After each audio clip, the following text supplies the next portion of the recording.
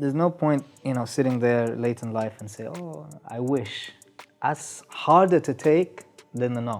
I totally agree with that. Than failing. Yeah, like that's worth it. That's so much scarier. That's it's so much scarier to wonder if it could have worked than trying and then it never worked. Right. You know? Or not trying at all. Or not trying at all. مغامرة كلها حماس وتشويق وإثارة.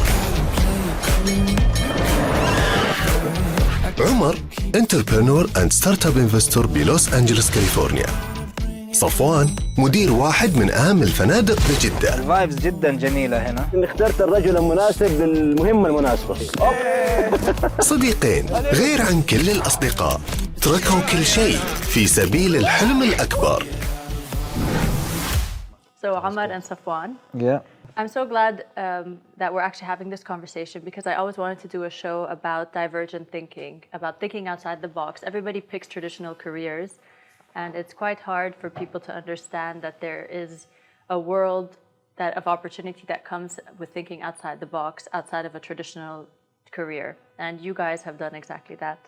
So I'm going to allow you both to kind of introduce yourselves, Sure. and then we can go dive deep in questions. Okay. You're here at 37. You're in the hospitality. You are more so in, Just in space. In startup Yeah. investments and stuff like that, right? You're still discovering yourself, and you're both sort of at that age. Now, a lot of people assume, especially the younger generation, they worry a lot. They're like, yeah, but I'm 26. I don't know what I want to do. And I'm 28. I don't know what I want to do. But here you guys are at 37, having found a career path, having moved around as well in your education, but you still shifted gear entirely. You came together around this age, and now you were doing what? Now, at this current moment, Yes. Because you still jumped outside of your career. We own two companies. Yeah. One is a camel breeding company. We breed beauty camels, and we have the entire system working in this industry. Why camels? See the horse industry in the world. Now the camel industry will be the same. So we saw an opportunity. But what made you think of, from hospitality to startup investments, what made you think of camel trading? Omar came back. Camel and breeding. I was like, okay, it's time to do something after we agreed that we have to move and do something. So I told him, Omar, I saw some movement on the internet around the camels. There is a huge festival that the king attends, the crown prince attends, and the camels are being sold for 10 million, 20 million Saudi riyals, 3 million. And we don't know anything about it, and this is a very good challenge. One, we love challenges. If we put something in our heads, we do it. And we can bring a lot of added value to the industry since it's still growing. He started laughing for two reasons. First, I am scared of all animals. Cats, birds, you name them. Chipmunks. Everything. Yeah. And he's like, camels, we don't know anything about it. It's like, Omar, think about it. There is an opportunity. It's new, it's growing. Let's grow with it. And you love animals. He's an animal lover. Me too, high five. I'm with you on that. Then it started. Ella, you continue the part. So when he first said it and he started saying the numbers, I've heard this a lot before. Oh, this is worth this and worth that. But it doesn't mean we're going to get that. That's just a number. So that's not what changed my mind. Like, okay, I've heard that in the IT world. We've seen it. But he was determined. So it's not like this and then, okay, he said no, so let's forget it. He's like, no. 2 days later, he said, I found the camel that we're going to compete and win. Like, oh, okay, guys, done some research. Where is this? And he said Bahra. Bahra is not a place where you go and buy championship, camels. But I said, maybe he found, a diamond in the rough. Yeah. Okay, let's go. So we went to this nice farm for camels, and I'm colorblind. So we see, several camels, babies, and we're like, this one, this one, this one. Then we're like, okay, this one, we want this one. And the guy's like, oh, this is good for cholesterol, this is good for your blood pressure, this was good. So I'm like, wait, what are you saying? He's like, this is for food. How many people are you inviting? This is for food. I said, no, we want to compete He started laughing, said, no, no, no. Why no? Why is he saying no? Because we want to compete. This is for food. Like this is. Yeah, but is there a reason he won't sell it to you just because you want it to compete? No, no, he was He's being laughing. honest. He was being honest. He's being honest. Yeah. Okay, I said he's not trained. No, He he's goes, being "No." honest. Okay. No, if you're looking for this, this is not. This is not No, it. no. Okay, got Yeah. you. It's like, you know, you're going to an F1 race. With a ladder. Yeah, or yeah. Yeah. So it doesn't. So at that point, we're like, okay, you know what? We came this far. We're not going back to our families with nothing. We say, okay, we're gonna save one of these camels, and we took one, and we called her Fatha. And Fatha, we called her Fatha because we felt it's like Fatha, the beginning of something great. But you can imagine, this is just the beginning. Yeah. From this beginning till we are now, we are really entrepreneurs. We have a seat on the table in the camel world. We've already breeded, we've sold, we've made money.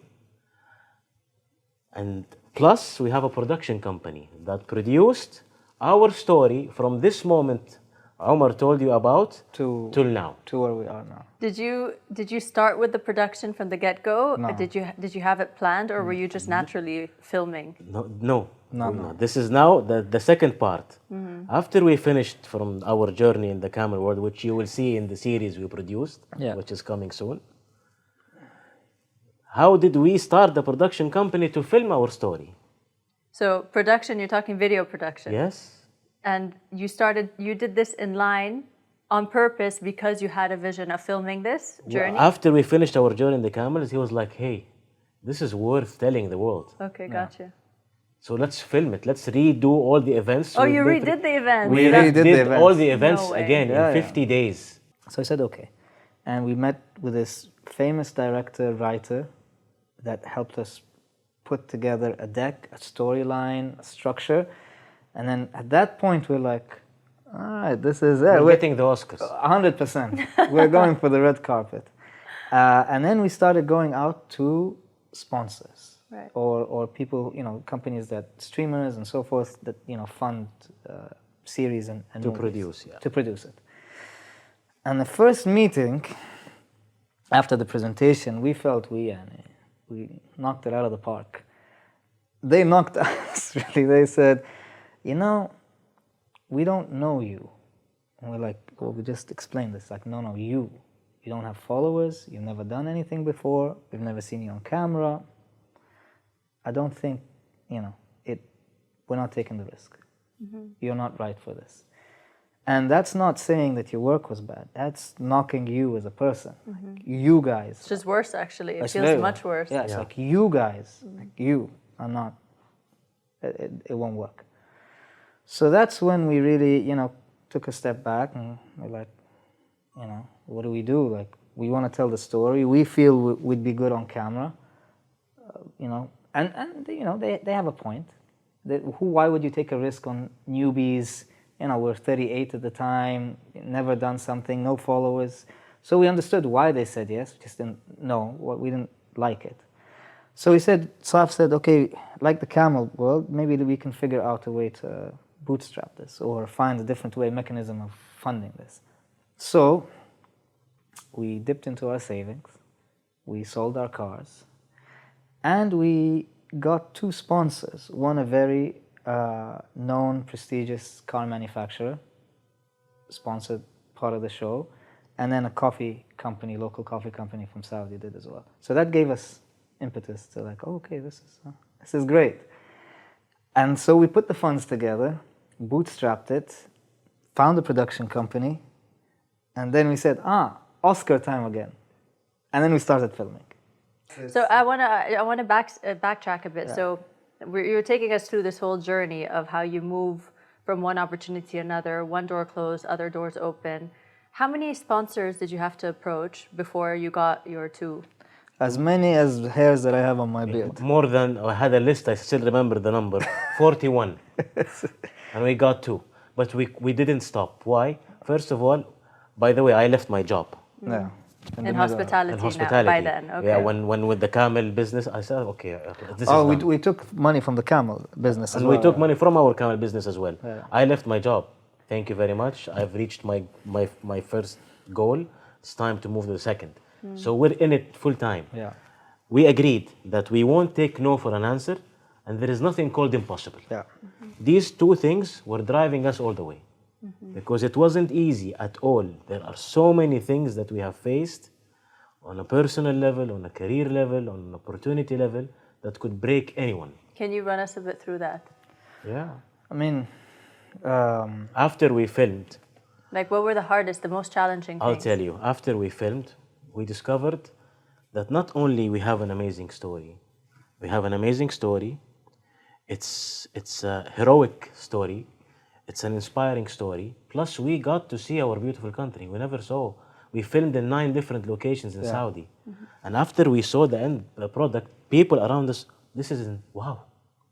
So we had a rich show. Yeah. So we thought that anybody will take it. Oscars. Oscars Again.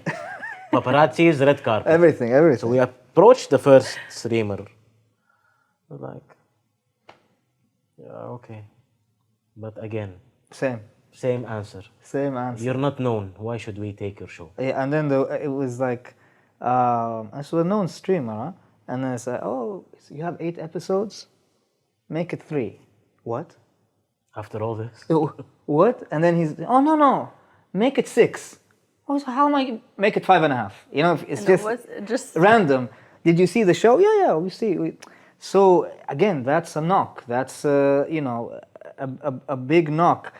And I'm not comparing generations, but I think our generation, coming from the 90s, you get that a lot. You're growing up already with that mentality where everything is actually a no. Before, you know, before you say something, you know, like, can I have this cold? No. It's no until you prove otherwise. It's no until you prove otherwise. So inherently, we kind of have thick skin. That just being in the 90s, that's just the way it is. Then with our careers, you also get a lot of rejection. So that kind of shaped us. But here it was a different kind of no, because it was knocking your own work and your own you know, belief and your own as a person. That's being knocked. That was new. And so that needed some thought, and that needed a lot more determination to get over. What was the hardest obstacle to get over? When we finished, You know, because the reason I ask is because, I mean, I'm also a 90s girl, and I'm 37 soon, August. Oh, you don't look 37. I don't? No. I speak like the wise 37-year-old that I am. So, and I know the feeling. I mean, I think testing your opportunity always comes at the risk of feeling the feeling of discomfort, rejection. You know, it's easy to stay in your cocoon because you don't feel the feeling of rejection or missed opportunity or someone ahead of you. And especially when you know what you can offer, you know what you can bring to the table, you're so sure, but people keep saying no, and then it makes you feel like for a second you doubt yourself, right? And only the few people are okay to try again and push again and pick themselves up again. I've felt the moment sometimes where, you know what, it's just too hard, and it takes me, let's say, a couple of weeks or a month to say, keep going, Tracy. You know, you have to keep going. You're going to get 100 no's before someone says yes. Did you have a specific moment where it almost felt like this is just not worth it anymore? Yeah. Maybe a lot of loss of money, a loss of just even like your ego, you know, like bruising your ego so bad. You tried so hard, you pushed so hard, and then another no. Which was the moment where you guys felt that? It's a full year of no's. A full year from the time we received the final product after post-production. 2022 had 2 major events. We had no's all the way, that's just no's, and people keep us waiting, and nobody's taking it seriously. Nobody wants to take it, and we felt, khalas, we did something and it won't go on air. Yeah. We'll keep it on WhatsApp. We said we'll keep it on WhatsApp. You want to see it? Here is the link, and just we'll watch share it. Yeah. It's just a continuous no. Yeah. Plus, we've been on this journey together as friends. We're friends, by the way, for 27 years. And a half. Since we're kids. Half is important. Of course. So if we've done this, يعني خلاص, we agreed that we're going to do it together. If we finished, when we're ready for the next phase to go and sell the show, then some family incidents happened Yeah. that we had to not يعني, be apart for 9 months, me and Omar. Yeah. And trying to sell the show remotely. Him in Los Angeles, I'm in Jeddah, 12 hours difference. Yeah. He's awake, I'm sleeping, vice versa. We have a small window to do a Zoom meeting, to call the distributor, to call the platform. It was a nightmare. To edit. To edit, to post-produce, re-edit. You can name all these challenges. everything. So you guys took on all the, I mean, aside from the sponsors that helped, you guys paid from your own pockets as well. We sold our cars. Yeah, sold our cars. And when we were shooting, I used to look at the camera, I was like, that's my car. Yeah. That's my car. I love that. Do you think it's always the case where if you believe in something, the risk is worth it, or sometimes it's just maybe too risky? Like, where do you lie with this? We lie if your dreams doesn't scare you, they're not big enough. You just have to, if you want to be something in this world and add something to this world and participate in making it a better place, you have to think big. You have to really believe, and you have to take risk. The higher the risk, the higher. Yeah, you have the higher the reward. But you have to, you have to try it. There's no point, sitting there late in life and say, oh, I wish. That's harder to take than the no. I totally agree with Than that. failing. Yeah, like that's worth it. That's so much scarier. That's It's so much worth it. scarier to wonder if it could have worked than trying and then it never worked. Right. Or not trying at all. Or not trying at all. Right? Because a lot of people, and this is not right or wrong, but a lot of people would knock people who try. Oh, look, she tried. Like, okay, but they tried. Like, why aren't, why wouldn't you try? If I had the time, if I did this or I did this, I would do it. Yeah, you don't know. So it's just, that's a safety mechanism. More so, it's a projection. I feel Yeah. a lot of people project what they're afraid of onto you. So if you just left your career, sold everything, maybe that's someone's biggest fear, and they think they have a family and kids, and they're like, why would you do that? You're crazy, you're insane. But because it's his or her own fear, why are you projecting yours onto me, right? Yeah. So you have that. And then the other thing is, I think a lot of us have to put things into context. Right? Now, at some point, the show wasn't with anyone, it was just there. And the knock was, okay, you did all of this, but it didn't land anywhere. And we were talking about global streamers. It's not like every day you wake up and be like, oh, I'm gonna go here, or I'm gonna talk to this streamer or this streamer. They've got tons of content and applicants, and maybe 100% more talented than us, who have been in the space way longer than us and have done things for way longer. So to be at the stage in a conversation with these streamers, that's a mini win. 100%. Right? So that's something we had to kind of check ourselves, be like, hey, listen, don't forget, like, we had no idea, or we didn't know about acting, producing, nothing. Now, this is our first rodeo. To be in the conversation is a win. I don't care about whatever anyone says. And they could say, but you guys are just safeguarding yourself. That's not safeguarding, that's fact. So everything has to be into context. Like, what's a mini win? What's a mini milestone? What's that? To get you to the next stage. No one came and produced something and they were like, maybe we're the first to get the Oscar first time. But I'm saying, usually it's We will get it. Yeah, inshallah, we will. And if not, we'll create our own Oscar and we'll do a we'll celebration. send you one. Yeah. You send me, I need a red carpet event. Yeah, at no 10. problem. We'll do all of that. So context for everyone is important, to understand where you are, where you were, what you did to come this far, and what you need to do to get to the next stage. Right. And if anyone knocks you for that, so be it. That's not a knock on you at all. That's just the way it is. Yeah. So that's a good point to say. It's very easy to look at the end product, and if you're not there yet, you feel knocked down. Instead of realizing what every win is, like just getting that meeting, just having that person hear you, for instance, that you never thought you'd be in touch with, just being able to film and finish the episode, even if it's sitting in your phone. On WhatsApp. On the WhatsApp. So you know what I mean? There are small wins that keep people going. If you acknowledge them as If you wins. And you have the right You may attitude. not. Yes. Exactly. If you don't acknowledge them as wins and all you think is, but I just want this to be aired. What about all those steps that got you closer that are going to keep you in the game, right? It's so hard to stay in the game if you don't feel these small things are motivating you. So this is something we figured out. Like we had to check ourselves. Like if someone was like, because our dream was, okay, we want it aired. And we would check ourselves, be like, hey, listen, calm down. Look where we are. And that's important to kind of also like Yeah. keep yourself in check. And we attended one of the international film festivals as if we owned the festival. That's how we did something. Maybe it's not aired yet, but the process, we rock. Yeah. We tuxed it up and we went and we are walking like if we owned the festival. We start meeting people, greeting them, saying hello, top. Do you guys believe in fake it till you make it? It's sometimes it works. Sometimes it works. Sometimes Fake it till you make it. You have to live your dream. you have to Just live what it. you've done. Live it. Yeah. Don't fake it. Live it. Live Or it, and it will don't- automatically come. Yeah, actually, it's more so, especially when you're taking big steps like that. A lot of people have like an imposter syndrome where they feel like maybe it's too big for me, maybe I don't belong. And I mean, am I really doing a TV? Am I really like an actor now? Do I really have a show? And they kind of, it takes some time to wear those boots.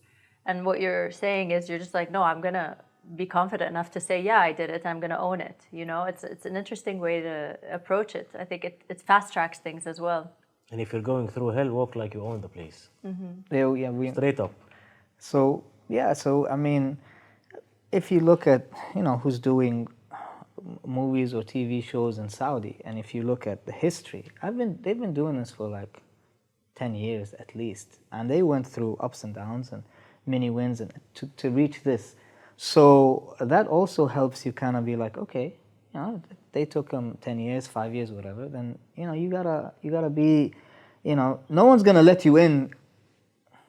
Who are you? We just came. There's people in line here. Right. So you also have to kind of figure that out and understand, okay, where do you sit? We definitely felt that we belonged, right? We belonged because we did the show, we did something creative. We risk it in a way where they're like, okay, get professional actors. Why would and there could be people who could play us, but who would play us better than you? Yeah. Like, why would we do that? And again, people will be like, to make sure. Make sure what? That it's good? Well, then you make sure it's good. Like, take that risk on. You make sure it's good, right? Whatever you need to do, train, with acting coaches, consult, be humble, learn. You make sure. Put in the work. Don't just make it easy and get someone to do it. You do it. If it's great. If it's kind of in between, no problem. If it's bad, well, you got somewhere anyway. I love that. In the world that we live in, especially with social media and followers, it's like your identity. If the higher the followers, the more respect you're supposed to get, which is something absolutely ridiculous, right? Because a lot of people have amazing talent, amazing work, but they're just maybe not interested in social media. They probably don't put themselves out there as much as other people. Do you think that was probably your biggest difficulty, the fact that, especially for TV or a streaming platform, just because you're not known to whoever, then it's not good enough? Because it actually works the opposite. A lot of people that are super well known are probably terrible actors. They have a really basic story, but just because they're well known, it bodes well for the streaming platform, and then they'll air their stuff. It's commercial. Do you think that was one of the biggest ones for you? Because I'm sure a lot of people out there feel, I want to say inferior for not a better choice of words, but they feel almost inferior to someone else, though their talent may be so much more, and they won't even bother launching a business, starting something, talking about their talents on social media because they think, I barely have any followers, and other people that have 500,000 are showcasing the same kind of work. I'm just not going to show mine anymore. And they stay cocooned in a small dream. Do you think that was a big struggle for you? The fact of us not being known, it was a you don't, the word, absolutely, you don't have that bling. Oh yeah, that was Yeah, we that was written. Yeah, kept on hearing that you don't have the bling. Okay, so if you don't have, if we don't have this door, we are building one right now. Yeah.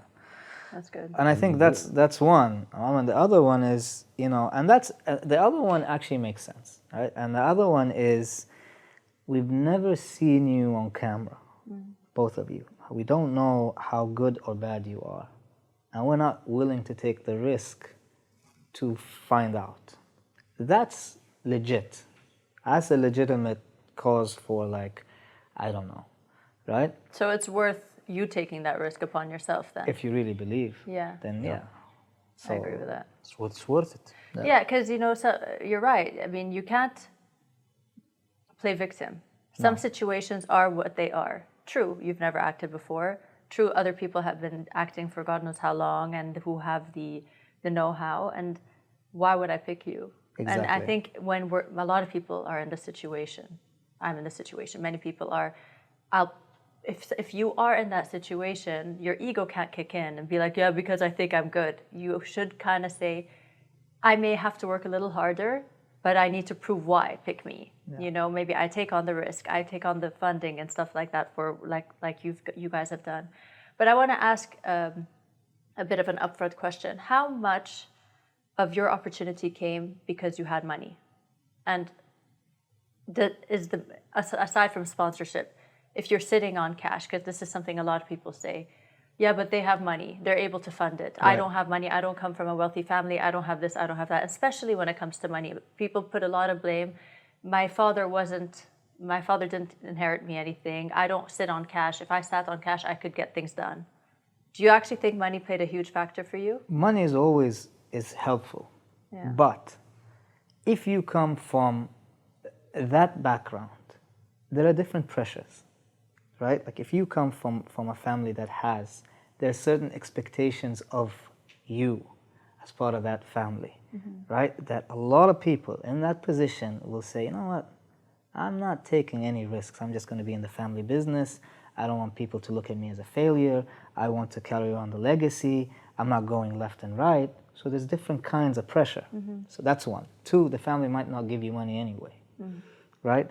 So those are big factors. And then if a lot of people say, oh, it's money, right. But what about all of these successes we hear in the startup world where people didn't have money and they made it? Pick anyone. Like we just talked about, and sometimes you have to work a bit harder. Maybe those people need to fundraise for 2 years before the person that actually has funds, but they're still going to get there at some point. Funding is not an issue now. There are plenty of places where they will give you money.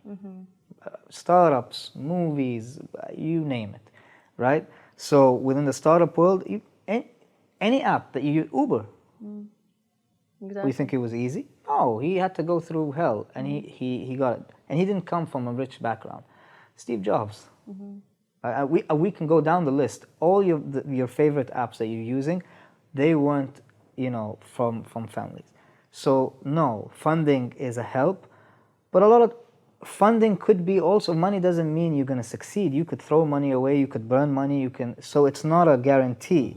Product is a guarantee more than and the effort and the work you put in. Yeah. And the right attitude, the right mentality of achieving and doing something, a bigger cause that you want to make good space around you, a better space. Totally. I mean, you could put so much money on a restaurant business, but if your service is bad and your food is bad, all the money in the world is not going to save you. And do people, no one wants to hear rejection or like, do you really think like a lot of these people who have money, and they're thinking, I don't want my dad, my siblings, my cousins, my friends will come and say, you have money, yet you didn't do well and you failed.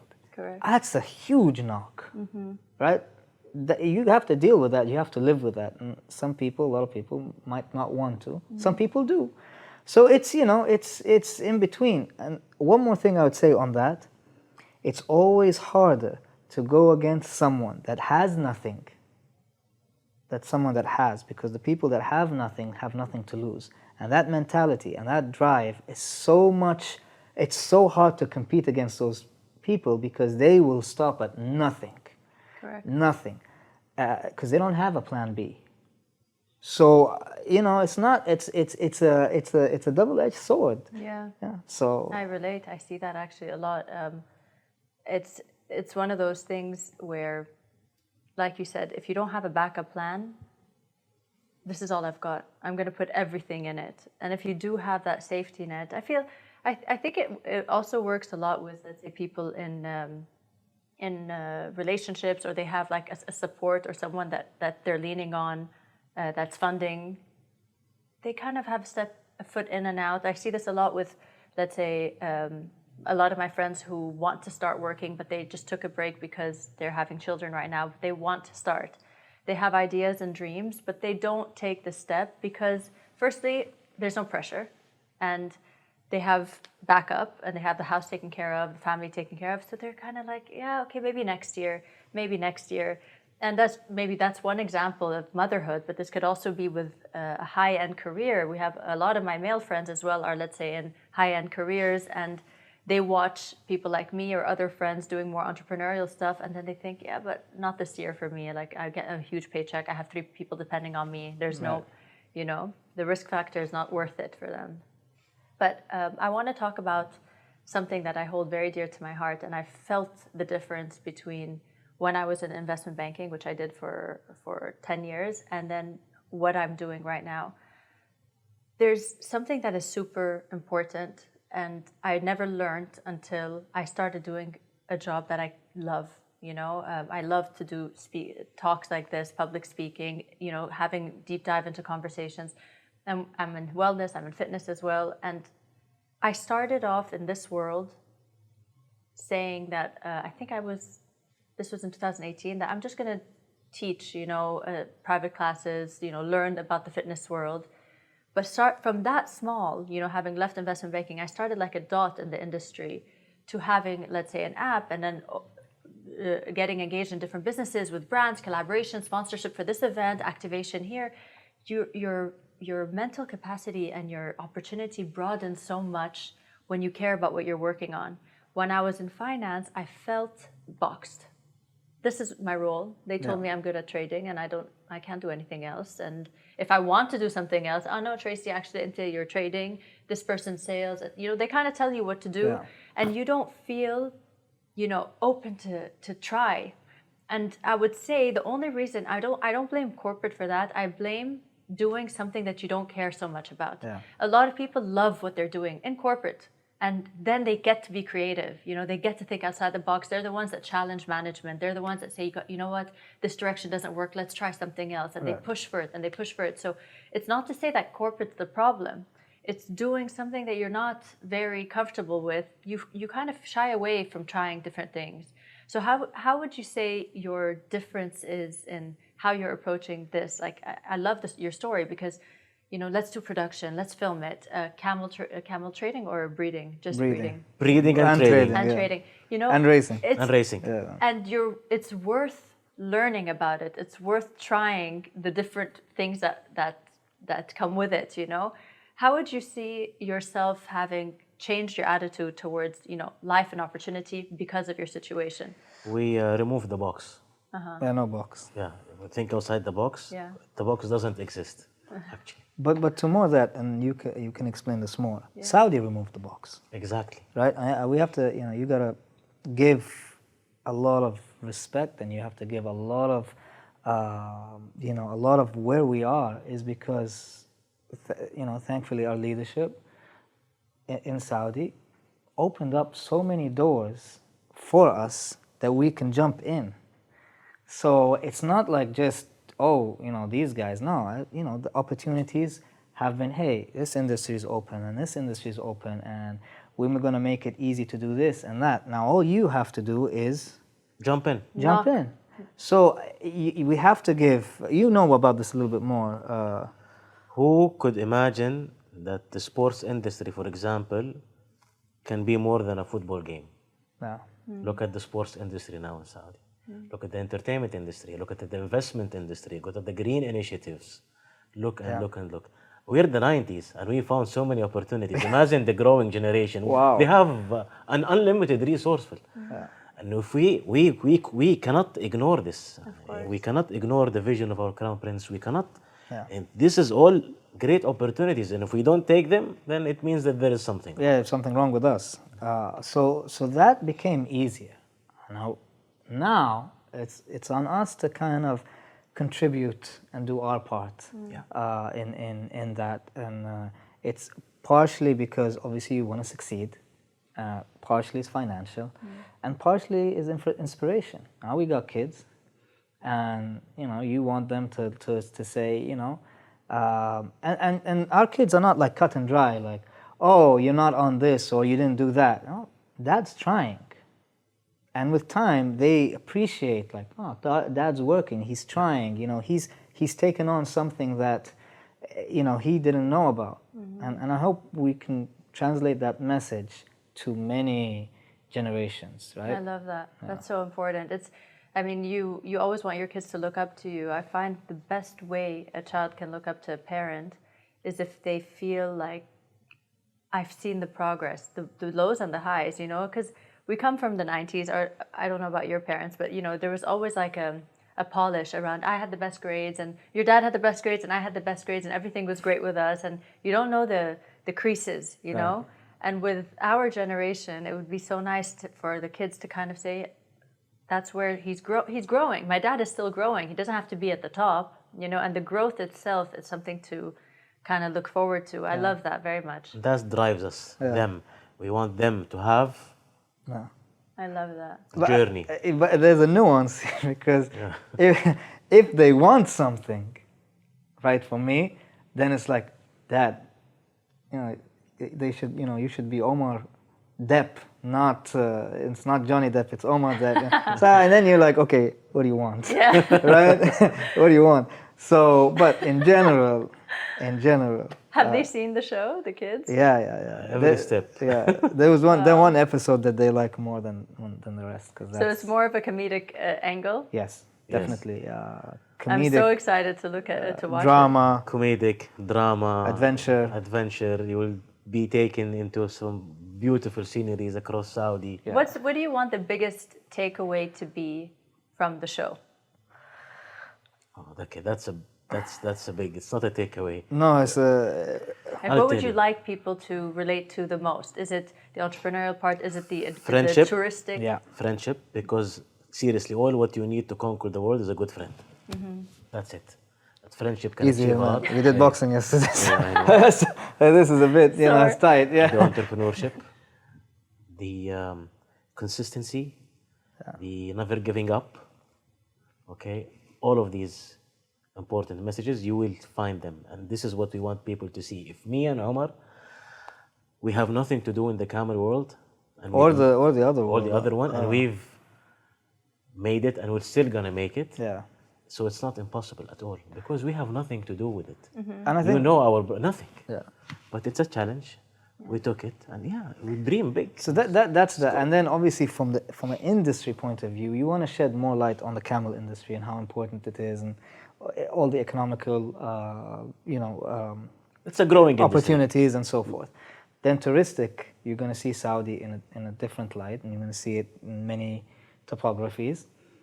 And then on the other side, which is the production industry, is I don't think till now there's a show that has been filmed in the same way we filmed it. So it's a new genre, kind of, new way of how we did it. So that if they have an open mind, they're like, oh, okay, we can do shows at this, doing this, and it doesn't have to be $3, $4, $5 million. It could be less than $1 million, done well. So that's an open opportunity. Obviously, we've been knocked for it because they'll be like, oh, this is this, or we're categorizing it as this. No, it's not. It's this. Now you don't want to have an open mind because you're the streamers and so forth. So be it. Our hands are tied. Okay. So, but if you have an open mind, then no, it is a new way of doing something that succeeded outside very well. Why can't it translate? Yeah. And the fourth thing is we feel that the show can travel. And we've shown it to a lot of producers, friends in the industry and out that are outside of the Arab world, and they absolutely loved it, and without understanding the language. So you want to do something that is Saudi, and you want to do it in a way where it can travel.